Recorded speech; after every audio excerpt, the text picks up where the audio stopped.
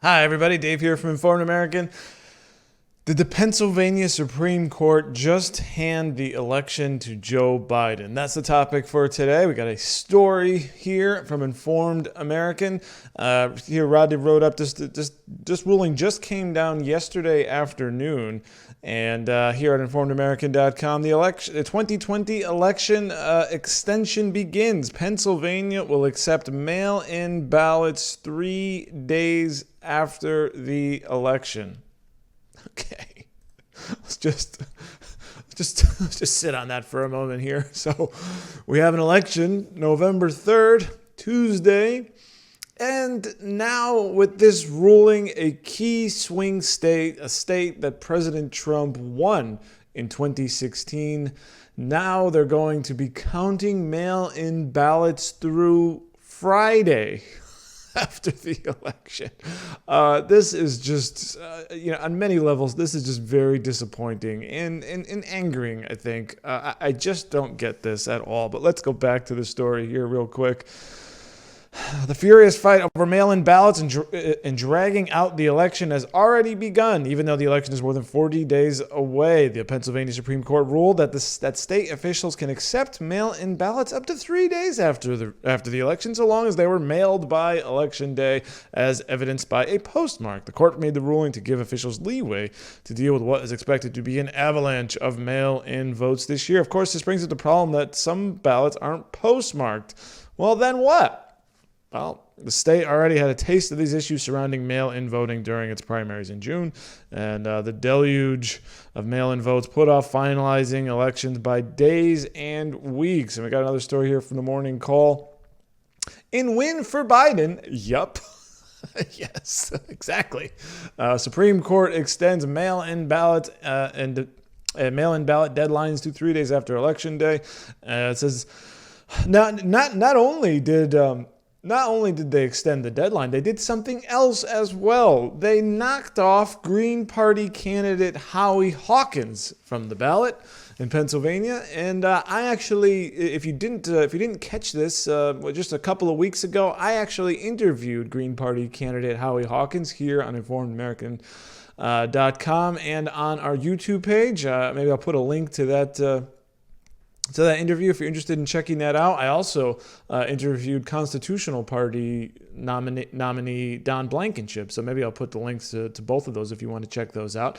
But clearly, so two things here: the extending the counting of mail-in ballots by 3 days, and then eliminating the Green Party candidate. Why does that matter? Because the Green Party is a left-wing party and would potentially maybe take votes away from Joe Biden. So instead of people who are not maybe Democrats, disappointed with the Democrats, maybe Democrats aren't doing enough for that kind of an agenda, things like a Green New Deal, that kind of a thing. You would instead maybe make your voice heard by voting for a third-party candidate like Howie Hawkins. And now that option is not available. So you would presume that those people would instead cast their vote for Joe Biden. And it's probably, it's not like Howie Hawkins has millions of voters in Pennsylvania, but 2-3% makes a big difference. And in fact, I believe that President Trump won. It was only by, I think, 40,000 some odd votes in 2016. Probably enough, certainly to make, there's that many voters who would probably vote for Howie Hawkins. That's enough of a difference. And back to the story here. So two things. So then state Supreme Court, which has a 5-2 Democrat majority, granted Democrats' party request to extend the Election Day deadline to count in mail-in ballots. So some of the details here. The Democrats and their allies cited the prospect of the Postal Service delays. We've been hearing about all this for a long time, and invalidating a huge number of ballots. And also, they're also going to allow satellite election offices and drop boxes by county. So this is the thing where you don't even have to mail it, and you don't have to show up to your actual polling station. You could just drop it off at one of these places. Who's dropping off a ballot? No one's checking. So, and of course here they're showing now why Pennsylvania is so. This shows why Pennsylvania is so important for Biden. It says no No Democrat has won the presidency without winning Pennsylvania since Harry Truman in 1948. And as we saw, as was mentioned earlier, of course, President Trump won Pennsylvania in 2016. And it is a swing state, an important state, and one that the president probably needs to win. Really, it seems like Pennsylvania may be the fight, maybe the most important, with the exception of maybe, I think Trump probably needs Florida more than Pennsylvania, but pretty close. And it says, Republican lawmakers said that the court jeopardized the security, integrity, and accountability of the election process, suggesting that the fight is not over. Now, I don't know what's next for them. What's next? The Pennsylvania Supreme Court basically struck this down. Here we are on September 18th. What are you going to try to go to the U.S. Supreme Court? I guess that's an option. I don't know. You would get a ruling quick enough. That would seem to be. I'm not. If there's maybe some other federal court that they could go to challenge this, it certainly remains to be seen. But as of now, we are going to have. What is it practically, right? You would think that this kind of a thing would favor Biden. Certainly, Democrat groups were arguing for this extension, and certainly getting Green Party candidate Howie Hawkins off the ballot is certainly, absolutely going to help Biden. This mail-in ballot extension, we assume, will help Joe Biden. So he got a leg up here, and a swing state essentially is what we're left with by these rulings, and it also means. We're not going to have a result on Tuesday night, November 3rd, in all likelihood, unless there's some massive blowout one way or the other. And so, how are you going to call a path to 270 electoral votes if you don't count Pennsylvania? How are you going to do that? So basically, I don't know. At this point, just assume we're not going to have an election result until Friday, if then. Maybe if we're lucky that week. And the story here continues saying that was Trump won by 44,000 votes over Hillary Clinton. So it's a tight one, and we assume it'll be tight again this year. Now, so what is this with this state here? Yes, we got the Green Party didn't make the paperwork requirements, so you're off.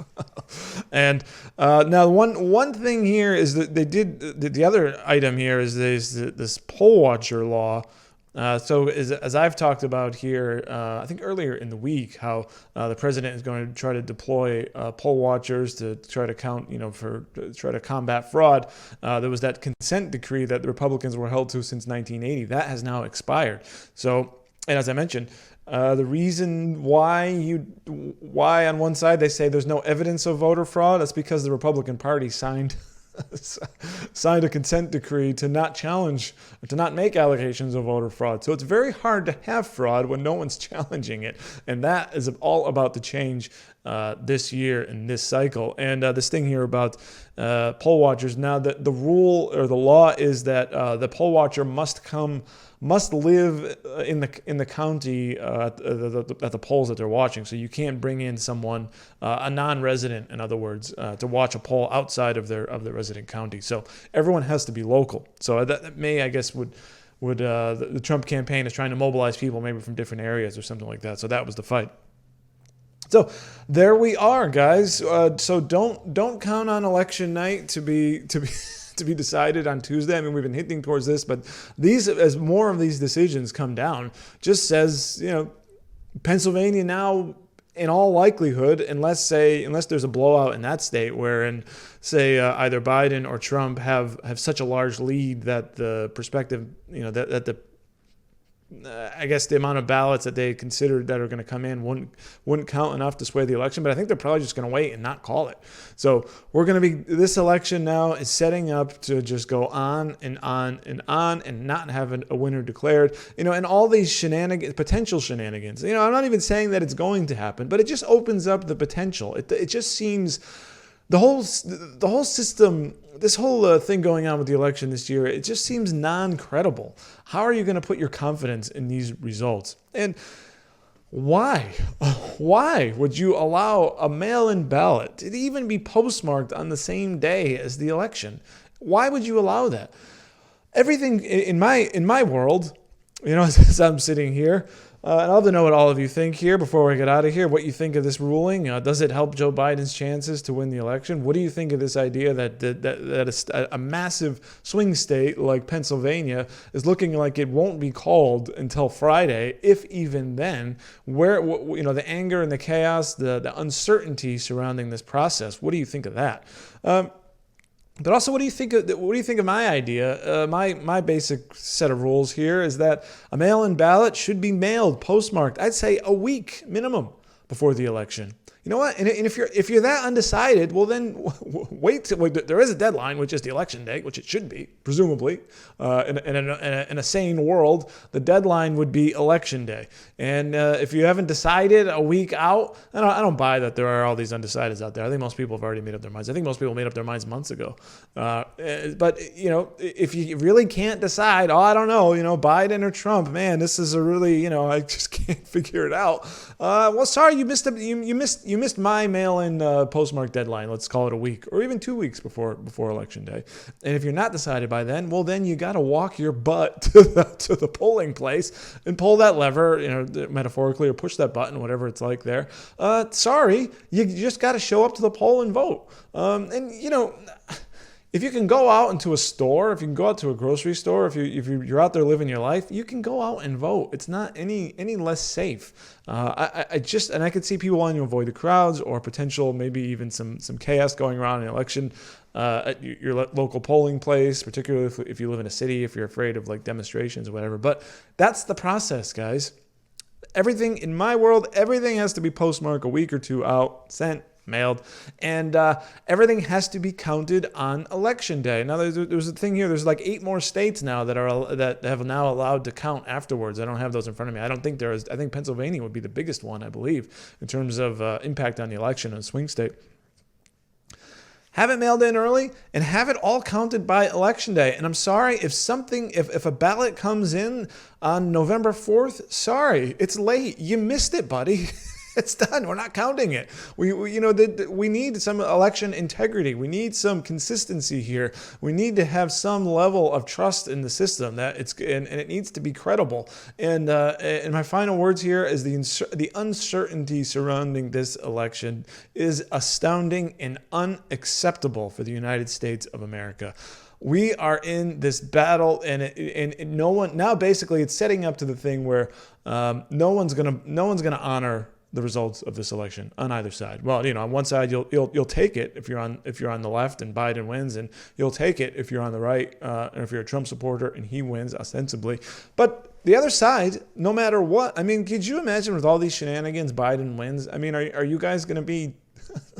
Are you going to find that result credible? If they find bunch of ballots that magically appear and a 9-1 those ballots favor Biden, and we saw this scenario that say Trump wins a state on election night, but hold on, we gotta count them all, and here they all come, a truckload of ballots get dumped, and sorry, Trump, you didn't win that state. Biden won it, or the reverse. This could happen. I think both sides should come together. These legal fights are ridiculous.